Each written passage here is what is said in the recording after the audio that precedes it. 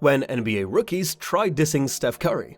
Steph Curry, the two-time MVP and six-time NBA All-Star, is known for his deadly accuracy from beyond the arc and his unmatched ball-handling skills. But what happens when a group of newbies, straight out of college or high school, try to challenge the reigning king of the court with their trash talk? In this video, we'll take a trip down memory lane and relive some of the most iconic moments when NBA rookies dared to diss Steph Curry. From on-court exchanges to post-game interviews, we'll see how Curry handled the pressure and how the rookies fared against one of the greatest players of all time. So get ready to witness some serious trash talk, some epic comebacks, and some lessons learned the hard way. Let's see who will come out on top, the rookies or the king of the court, Steph Curry. First on our list is Kevin Porter Jr.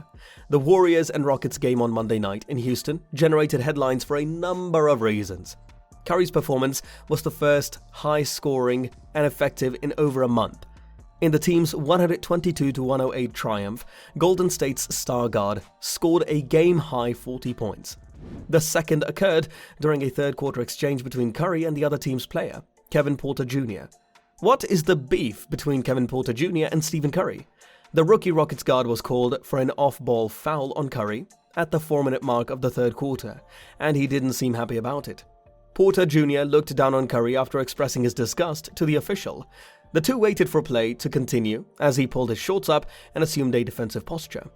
Later, after making a basket just before a timeout, he even glared towards the Warriors bench. The two-time former MVP, though, didn't appear to contribute to the commotion and instead chose to ignore all of Porter Jr.'s antics.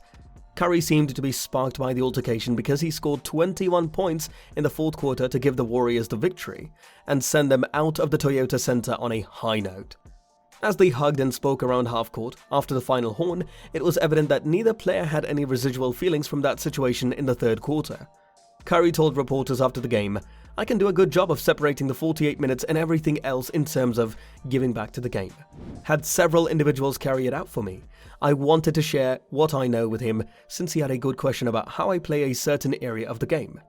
The rookie Rockets guard wasn't far behind Curry in not making much of it, as he handled it with grace. Porter Jr. told reporters after the game, "Actually, with about 30 seconds remaining, I walked over to him and I asked him for some tips. The first MVP to get universal approval is someone I can learn from. With a guy like him, Curry, you have to accept the challenge because, in the end, it will make you stronger. There is no alternative. You will get better because you are up against him." The next encounter, which we are going to discuss, is between Anthony Edwards and Steph Curry. There are many emerging and fascinating players in the NBA, with their amazing talent and athleticism. The young players are gradually gaining the lead. Anthony Edwards, a former first-round selection, is one of them. The premier player for the Timberwolves enjoyed the finest season of his short career and established himself as a key cog in the team's lineup. He puts a lot of effort into honing his craft, as the progress was obvious.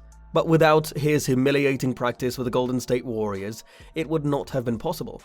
Edwards is now a rising talent in the league as well. He is one of the league's greatest young players and is renowned for a silky playing style and remarkable agility.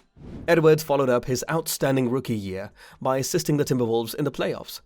Edwards is a member of a youthful, ambitious club that is still getting used to playing in the major league. Their potential, nevertheless, is unmatched. But that would not have been possible if Steve Kerr and the Warriors hadn't given Edwards a reality check. He recently spoke about how he realized he wasn't training hard enough after his pre-draft exercise with the six-time winners. The Warriors give Edwards a reality check. Edwards was expected to be selected first overall in the NBA draft in 2020. He worked out for a few clubs, but the Timberwolves were able to take his skills. The Golden State Warriors were among them. Kerr and the front staff gave him a Stephen Curry exercise to do during their workout, and at the time, the Edwards found it to be too much. Mid-drill, he became fatigued and was unable to maintain the pace. Kerr similarly confronted him with the painful truth that he must put in more effort. He even changed his routines with his personal trainer as a result of this. "So I was working out for the Warriors before the draft, and Steve Kerr, Mob Myers, and the other guy, I can't remember his name, were there," he added. "The three, the coach, and the front office staff are present. We're working out and I'm doing the exercise that Steph is supposed to be performing. Running, touching the line, and then shooting is what I'm doing. You need to make at least 5 consecutive, and I failed to succeed. I'm really worn out. I think, man, this is too much. But I keep quiet and simply jog. Steve approaches me after the exercise and asks, 'You can't go much faster?' At this time, I'm saying this is very horrible, and I'm looking all crazy missing left, missing right, Edwards said. Next, we will talk about Jaylen Brown. There are several intriguing subplots in the 2022 NBA Finals, but we may be missing one. On March 8, 2017, Jaylen Brown of the Boston Celtics made his Golden State debut against Stephen Curry's Warriors. As a rookie, Brown had the assignment of attempting to thwart Curry from getting the ball off on the team's last possession of the third quarter. Curry then took action. Curry mocked Brown by pointing in his direction and making the stop talking sign as the 20-year-old walked to the Boston bench, in addition to tricking Brown out of his shoes to make a three-pointer at the buzzer. More than 4 years have passed since that incident. Yet Celtics great and the 98.5 Cedric Maxwell, a broadcast analytics for the Sports Hub, thinks Brown could still be inspired by Curry's remark. He wouldn't be shocked if it were the truth, since NBA players use every setback as fuel, and Brown probably wasn't happy about being humiliated in front of so many people. However, Brown has subsequently performed quite well against Golden State, averaging 17.1 points over 7 career games versus the Warriors, and most recently dropping 26 points in a 22-point thrashing of the Dubs on March 16th. Brown only had 3 points in that game, which the Celtics won 99-86. Lastly, we will talk about Matthew Dellavedova. After agreeing to a 1-year contract with the Kings, Matthew Dellavedova moved his skills to Sacramento this summer.